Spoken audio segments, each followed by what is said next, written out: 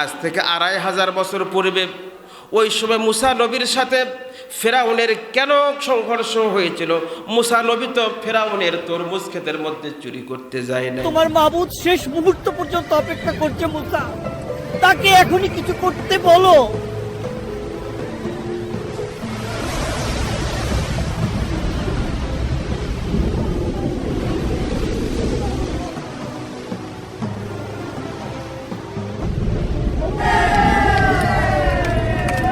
ফেরাউনের ক্ষেতের মধ্যে পাকা ধানের মধ্যে তো মই দিয়েছিল না, তাহলে ফেরাউনের সাথে মুসা নবীর বিরোধটা কেন হয়েছিল? বিরোধটা হয়েছিল এই কারণে আল্লাহ রাব্বুল আলামিন সেই জিনিসটা ২৮ নম্বর সূরা সূরাতুল কাসাসের ৪ নম্বর আয়াতের মধ্যে আল্লাহ রাব্বুল আলামিন বলতেছেন, ইন্না ফিরআউনা আলা ফিল আরদি। ফেরাউন জমিনের মধ্যে সে নিজেকে উদ্ধত আচরণ করত, নিজেকে ক্ষমতাশালী মনে করত। ওয়াজআলা আহলাহা শিয়াআন, অর্থাৎ আল্লাহ রাব্বুল আলামিন ফেরাউনের কি কৌশল ছিল এই কৌশলটার বর্ণনা তিনি দিচ্ছেন। ওয়াজআলা আহলাহা শিয়াআন ইস্তাদঈফু তাইফাতাম মিনহুম, মানুষের মধ্যে সে শ্রেণী বিভাগ করত, অর্থাৎ মানুষের মধ্যে সে বিভাজন করত, মানুষের গোত্রে গোত্রে গণ্ডগোল লাগাই দিত, গোত্রের মধ্যে সে পার্থক্য করত, দলভুক্ত করত আলাদা আলাদা। কাউকে জঙ্গি নাম দিত, কাউকে ধর্মান্ধ বলতো, এইভাবে বিভিন্ন নাম দিয়ে দিয়ে মানুষগুলোর উপরে সে অত্যাচার করত। ওয়াইউযাব্বিহু আবনাআহুম, আর রাষ্ট্রের মধ্যে যে সমস্ত ছেলে মানুষ জন্ম নিত এই ছেলে মানুষগুলোকে সে ক্ষমতার প্রতিদ্বন্দ্বী মনে করত। অর্থাৎ গণকরা যখন তাকে ভবিষ্যৎবাণী করেছিল এই বনি ইসরায়েলদের মধ্যে একটা ছেলে আসবে দুনিয়াতে, এই ছেলে কিন্তু আপনার এই ক্ষমতাটা সে কেড়ে নিবে, এই চিন্তা করার কারণে সে যত নারী ছেলে সন্তান প্রসব করত সাথে সাথে সেনাবাহিনীগুলো খবর নিয়ে নিয়ে ওইখান থেকে মায়ের কোল থেকে সন্তানগুলোকে কেড়ে কেড়ে আস্ত জীবিত সন্তানগুলোকে কবর দিয়ে মারত। বলুন নাউযুবিল্লাহ। ওয়াইয়াস্তাহয়ী নিসাআহুম, আর যে সমস্ত মেয়ে সন্তান জন্ম নিত এইগুলোকে সে বেঁচে রাখত, অর্থাৎ মেয়েগুলোকে সে প্রতিদ্বন্দ্বী মনে করত না। ইন্নাহু কানা মিনাল মুফসিদিন, আল্লাহ রাব্বুল আলামিনের দৃষ্টিতে এটা হচ্ছে একটা চরম সীমা লঙ্ঘনকারী এবং সমাজের মধ্যে রাষ্ট্রের মধ্যে ফ্যাসাদ সৃষ্টিকারী একটা ঘটনা। এই জন্য আল্লাহ রাব্বুল আলামিনের নির্দেশ হলো ইযহাব ইলা ফিরআউনা ইন্নাহু তাগা।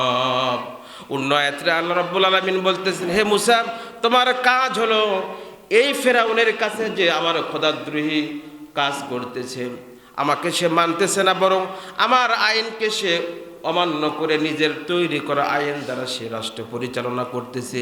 এই কারণে মানুষের উপরে সে অবিচার করতেছে, নিরপরাধ শিশুগুলোকে, পুরুষ শিশু বাচ্চাগুলোকে সে জবাই করে হত্যা করতেছে। এইটা চলতে দেওয়া যায় না।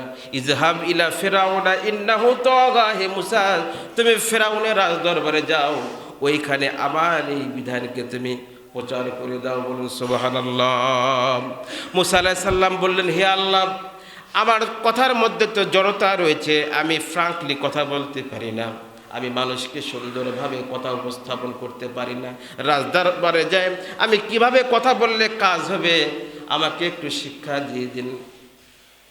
আল্লাহ রাব্বুল আলামিন উহলুল উকদাতাম মিন লিসানি ইয়াফকাহু কওলি, হে আল্লাহ আমাকে এমনভাবে রব্বিশরাহলি সাদরি ওয়া ইয়াসসিরলি আমরি উহলুল উকদাতাম মিন লিসানি ইয়াফকাহু কওলি, হে আল্লাহ আমার এই জড়তাকে দূর করে দিন, আমার কথার মধ্যে যে জড়তা রয়েছে এই জড়তাগুলো দূর করে দিন, যাতে করে আমি ফেরাউনকে কথাগুলো ভালোভাবে উপস্থাপন করতে পারি। এই যে জুলুম ফেরাউন করেছিল, এক সময় আল্লাহ রাব্বুল আলামিন এই জুলুমের একটা চূড়ান্ত পর্যায়ে যখন সে চলে গিয়েছিল, আল্লাহ রাব্বুল আলামিন এইবার তাকে শাস্তির ব্যবস্থা করলেন। কি শাস্তির ব্যবস্থা করলেন ওই জিনিসটা আল্লাহ রাব্বুল আলামিন পবিত্র কোরআনুল কারীম ২৮ নম্বর সূরাতুল কাসাসের ৫ নম্বর আয়াতে আল্লাহ রাব্বুল আলামিন সেই জিনিসটা আবার ব্যাখ্যা করে বলতেছেন, ওয়া নুরিদু আন্নামুন্না আলাল্লাযিনা ইসতুদঈফু ফিল আরদ আল্লাহ রাব্বুল আলামিন বলতেছেন, এরপরে আমি সিদ্ধান্ত নিলাম যে মানুষগুলোকে দুর্বল করে দেওয়া হয়েছিল, যে মানুষগুলোকে বিভিন্ন দলে দলে গোত্রে গোত্রে রাজনীতির নামে বিভাজন সৃষ্টি করে দিয়ে দুর্বল করে রাখা হয়েছিল, ওয়ানাজআলাহুম আইম্মাতান, আমি তাদেরকে খেলাফত দেওয়ার, আমি তাদেরকে নেতা বানার আমি সিদ্ধান্ত নিলাম, ওয়ানাজআলাহুমুল ওয়ারিসিন, আমি এই জমিনের উত্তরাধিকারী তাদেরকে আমি বানিয়ে দিলাম। তার মানে হচ্ছে এই ঘটনা থেকে আল্লাহ রাব্বুল আলামিন যে জিনিসটা মানুষকে মেসেজ দিয়ে দিচ্ছেন, আমি মানুষকে ক্ষমতা দিই, সেটা যে দলেরই হোক, যে শ্রেণীরই হোক না কেন, আমি মানুষকে লিনানজিরাকুম কাইফা তা'মালুন, বান্দা তোমাকে আমি ক্ষমতায় দিই এই কারণে যাতে করে আমি দেখতে পাই তুমি মানুষের সাথে কি আচরণ করো, মানুষের সাথে তুমি ভালো ব্যবহার করো না খারাপ ব্যবহার করো, জুলুম করো না অত্যাচার করো না, মানুষের সাথে ইনসাফ ব্যবহার করো, কি আচরণ করো, এই জিনিসটা আমি দেখার জন্য তোমাদেরকে ক্ষমতা দেই। আর যখন আমি তোমাদের এর ব্যত্যয় দেখি তখন আমি এক থাপ্পড় মেরে তোমাদের কাছ থেকে ক্ষমতা ছিনাই নেই। আল্লাহ রাব্বুল আলামিন পারেন কিনা বলেন? আল্লাহ রাব্বুল আলামিন পারেন। এবং যুগে যুগে এই জিনিসগুলোর দৃষ্টান্ত আল্লাহ রাব্বুল আলামিন এই কোরআনের কারিমের আলোচনাগুলো থেকে আমরা শিক্ষা পাই।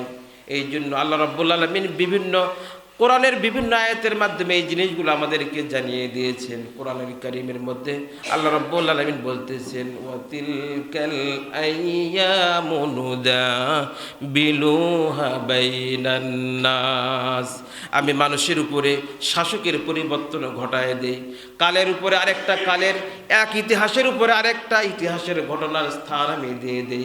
মানুষ এক ইতিহাস ভুলে যায়, আরেকটা ইতিহাসের চর্চা শুরু করে দেয়, এবং একটা গোত্রের উপরে আরেকটা গোত্রকে আমি শ্রেষ্ঠত্ব দিই, একটা দেশের উপরে আরেকটা দেশের শ্রেষ্ঠত্ব দিই, একটা জমানার উপরে আমি আরেকটা জমানাকে আমি শ্রেষ্ঠত্ব দিই। ক্ষমতা কার হাতে বলেন? আল্লাহ রাব্বুল আলামিনের হাতে। সে আল্লাহ রাব্বুল আলামিনের ক্ষমতার ভয় যেন আমাদের অন্তরে থাকে, এবং আমাদের দেশে যারা শাসক হবে, সমাজের মধ্যে যারা নেতা হবে, ইউনিয়ন পরিষদের যারা চেয়ারম্যান হবে, এবং যারা আসনের যারা এমপি হবে, তাদের কাছে আমাদের মেসেজ হলো কোরআনের এই শিক্ষাগুলোকে আপনারা মেনে চলবেন। ক্ষমতা দেওয়ার মালিক আল্লাহ, আবার ক্ষমতা থেকে নামায় দিতে পারেন তিনি কে? আল্লাহ রাব্বুল আলামিন। এই জন্য যারা ক্ষমতায় থাকবেন, সমাজের মধ্যে নেতা হন, রাষ্ট্রের মধ্যে এমপি হন, মন্ত্রী হন, চেয়ারম্যান হন, যে হন না কেন, মানুষের উপরে যেন ইনসাফ প্রতিষ্ঠা হতে পারে, মাজলুমরা যেন ন্যায় বিচার পায়, এবং কখনো যেন জালেম হিসাবে আল্লাহ রসুলের যেন লানত আপনাদের উপরে না আসে, সাধারণ মাজলুমের দোয়া যেন আপনাদের বিপক্ষে না যায়, এই জন্য সতর্ক থাকতে হবে।